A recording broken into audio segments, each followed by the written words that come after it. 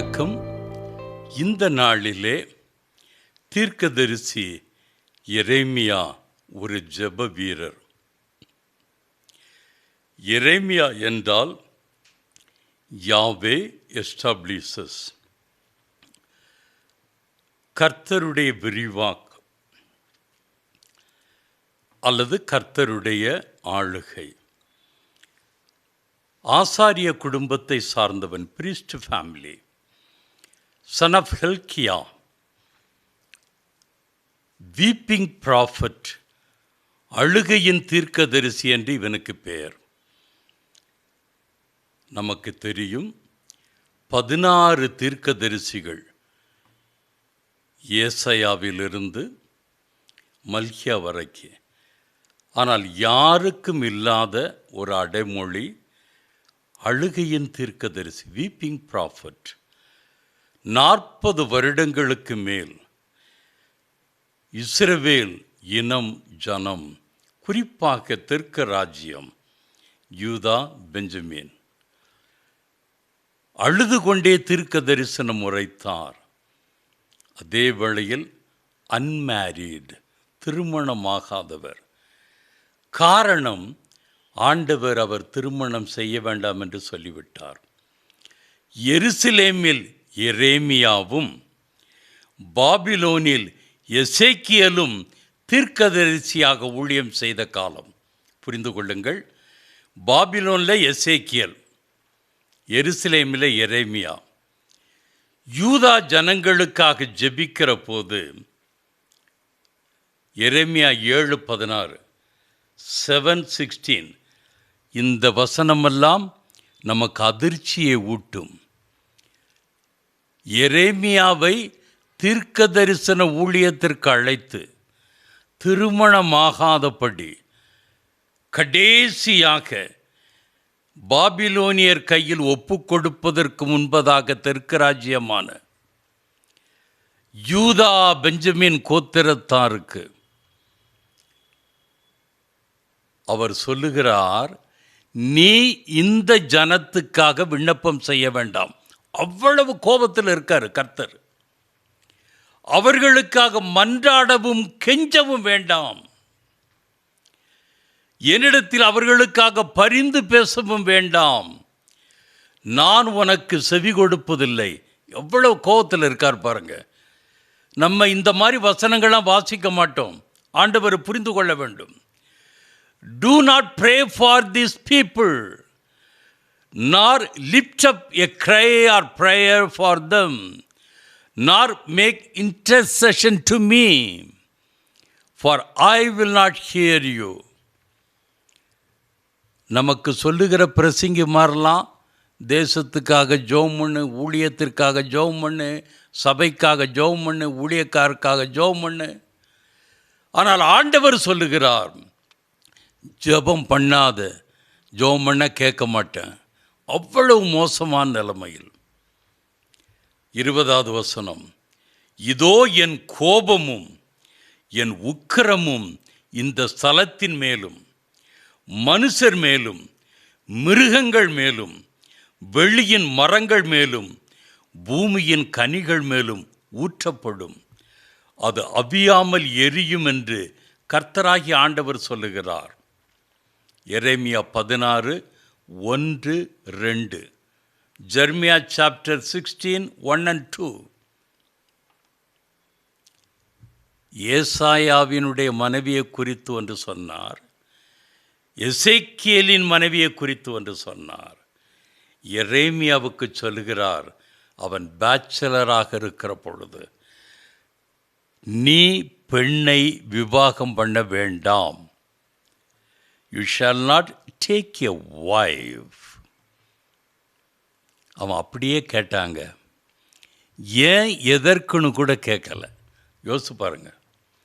அதுதான் தீர்க்கதரிசி, அதுதான் உண்மையான ஊழியக்காரன். இவ்விடத்தில் உனக்கு குமாரரும் குமாரத்திகளும் இருக்க வேண்டாம் என்றார். எரேமியா 22:22. எரேமியா தீர்க்கதரிசியே பஸ்கூர் அடிக்கிறான் பாருங்க எரேமியா தீர்க்கதரிசியை. அவனை கர்த்தருடைய ஆலயத்திலே பென்யமீன் கோத்திரத்தாரைச் சேர்ந்த மேல் வாசலில் இருக்கும் காவலறையில் போட்டான். House arrest. எரேமியா 37:15, 37:15. அப்பொழுது பிரபுக்கள் எரேமியாவின் பேரில் கடும் கோபம் கொண்டு அவனை அடித்து, பாருங்க, அரச சபையில் அவனை அடித்து அவனை சம்பிரதியாகிய யோனத்தானுடைய வீட்டில் காவற்படுத்தினார்கள். அவர்கள் அதை காவற்கூடமாக்கியிருந்தார்கள். 16வது வசனம் 16. எரேமியா காவற் கிடங்கின் நிலவரைகளில் பிரவேசித்து அங்கே அநேக நாள் இருந்தான். எரேமியா 38:6, 38:6. அவர்கள் எரேமியாவை பிடித்து அவனை காவற்சாலையின் முற்றத்தில் இருந்த அமலேக்கின் குமாரனாகிய மல்கியாவினுடைய துறவிலே போட்டார்கள். கணத்துக்குள்ள தூக்கி போட்டான். எரேமியாவை கயிறுகளினால் அதிலே இறக்கி விட்டார்கள். அந்த துறவிலே தண்ணீர் இல்லாமல் உளையாயிருந்தது. அந்த உளையிலே எரேமியா அமிழ்ந்தினான். சேருங்க, சகதிங்க, அப்படியே அமிழ்ந்து போகிற நிலைமை. 13வது வசனம் 13. அப்பொழுது எரேமியாவை கயிறுகளால் தூக்கி அவனை துறவிலிருந்து எடுத்து விட்டார்கள். எரேமியா காவற்சாலையின் முற்றத்தில் இருந்தான். ஒரு பக்கம் தீர்க்க தரிசனம், ஒரு பக்கம் ஜனங்களுக்காக அழுகை, மற்றொரு பக்கம் அதே ஜனங்களால் அவன் உபத்திரவப்படுத்தப்பட்டான், சிறைவாசம் செய்யப்பட்டான், சித்திரவதை. எரேமியா 38:28, 38:28. எரேமியா எருசலேம் பிடிபடுகிற நாள் மட்டாக, பாருங்க, பாபிலோனியர் வந்து எருசலேமை பிடிக்கிற வரைக்கும் காவற்சாலையின் முற்றத்தில் இருந்தான். எருசலேம் பிடிபட்டு போன போதும் அங்கேயே இருந்தான். எரேமியா 15:18, 15:18. என் நோவு நித்திய காலமாகவும் என் காயம் ஆறாத கொடிய புண்ணாகவும் இருப்பானேன். நீர் எனக்கு நம்பப்படாத ஊற்றைப் போலவும் வற்றி போகிற ஜலத்தைப் போலவும் இருப்பீரோ. அவன் வாழ்க்கை எப்படி இருக்கு பாருங்க. எரேமியா 9:1, 14:17, 9:1-14-17. என் தலை தண்ணீரும் என் கண்கள் கண்ணீரூற்றுமானால் நலமாயிருக்கும். அவன் சொல்கிறான், என் ஜனத்திற்காக நான் அழுகுனது போதாது, என் தலை முழுதும் தண்ணீராக இருக்கணும், என் கண்ணிலிருந்து ஊற்று பெருக்கெடுத்து கண்ணீர் வரணுமா. என் ஜனமாகிய குமாரத்தி கொலையுண்ண கொடுத்தவர்கள் நிமித்தம் நான் இரவும் பகலும் அழுவேன். I might weep day and night for the slain of the daughter of my people. 147 கோடி மக்கள் இந்தியாவில். கர்த்தர் நம்மை இந்தியனாக வைத்திருக்கிறார், இந்திய கிறிஸ்தவனாக வைத்திருக்கிறார். இந்த தேசத்திற்கு இரவும் பகலும் அழுது புலம்ப வேண்டும். எரேமியாவைப் போல, எசேக்கியேலைப் போல, ஏசாயாவைப் போல, தானியேலைப் போல. மறந்து விடாதீர்கள். எரேமியா 14:17, 14:17. என் கண்களிலிருந்து இரவும் பகலும் ஓயாமல் கண்ணீர் ஓடிக்கொண்டிருக்கும். என் ஜனம் என்கிற குமாரத்தியாகிய கன்னிகை மகா வேதனை உள்ள அடியினாலும் கொடிய காயத்தினாலும் சேதப்படுத்தப்பட்டிருக்கிறாள். எரேமியா 31:16, 31:16. நீ அழாதபடிக்கு உன் சத்தத்தை அடக்கி நீ கண்ணீர் விடாதபடிக்கு உன் கண்களை காத்துக்கொள் என்று கர்த்தரே சொல்லுகிறார். அழாதடா, அழுகையை கட்டுப்படுத்தி நிறுத்து, போது நீ அழுதது.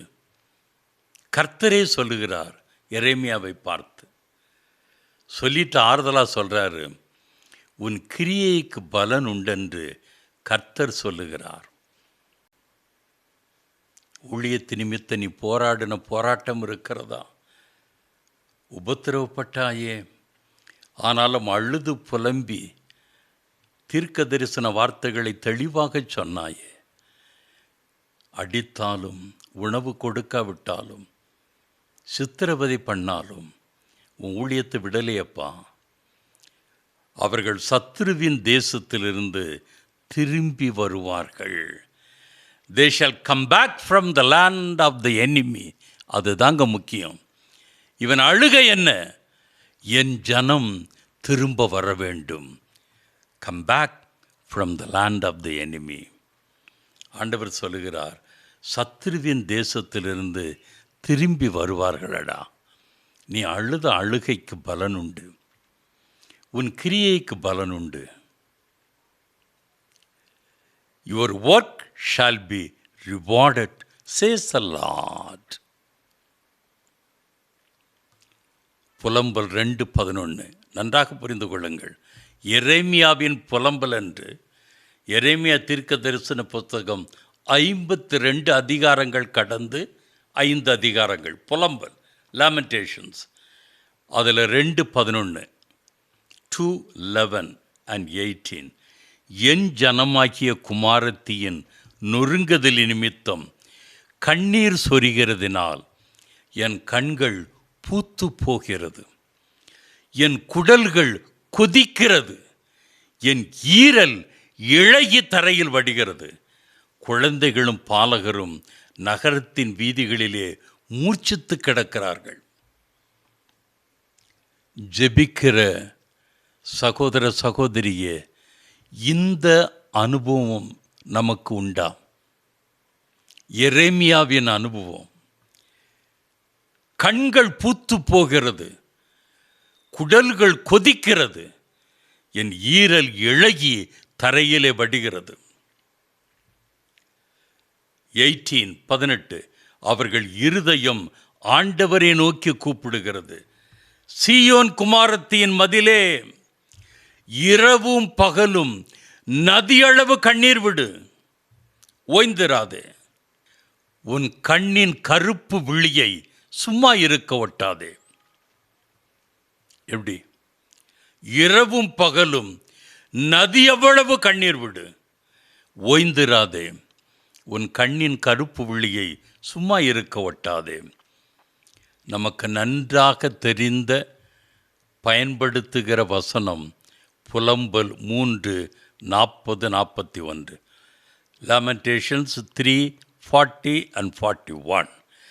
நாம் நம்முடைய வழிகளை சோதித்து ஆராய்ந்து கர்த்தரிடத்தில் திரும்ப கடவோம்.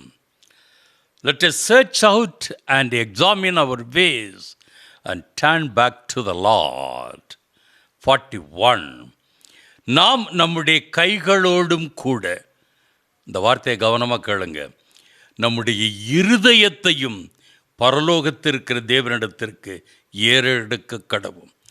Let us lift our hearts and hands to God in heaven. இன்று கரங்களை சர்வ சாதாரணமாக உயர்த்துகிறோம், அல்லேலூயா போடுகிறோம், துதிக்கிறோம், கனப்படுத்துகிறோம்.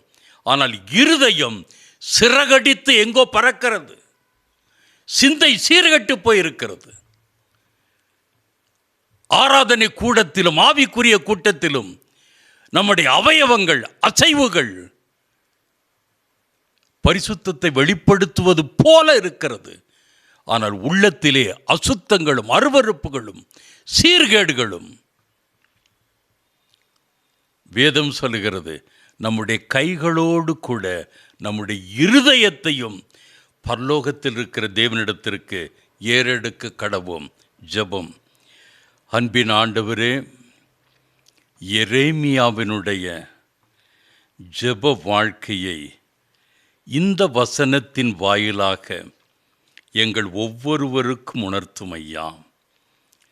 ஜெபிக்கிற எங்களை புதுப்பிக்கத்தக்கதாக உம்முடைய கரத்தில் எங்களை ஒப்புக் கொடுக்கிறோம் சுவாமி. ஜெப ஆவியை ஊற்றும். ரட்சிக்கப்பட்டவர்கள் ஜெபமே ஏறெடுக்கப்படும், ஏற்றுக்கொள்ளப்படும் என்று வேதத்தில் பார்க்கிறோம். முதலாவது நாங்கள் ரட்சிப்பை பரிசீலித்து பார்க்க வேண்டும்.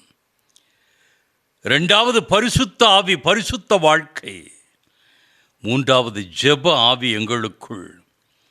திரும்ப திரும்ப எங்களுக்காகவே நாங்கள் ஜெபிக்காதபடி, எங்களுடைய சபைக்காக, எங்களுடைய ஊழியக்காரர்களுக்காக, எங்களுடைய ஊழியத்திற்காக, எங்களுடைய தேசத்திற்காக, எங்களுடைய ஜனத்திற்காக எரேமியா ஜெபித்தது போல ஜெபிக்க அந்த அழுகையின் ஆவி எங்களுக்கு தாருமையா.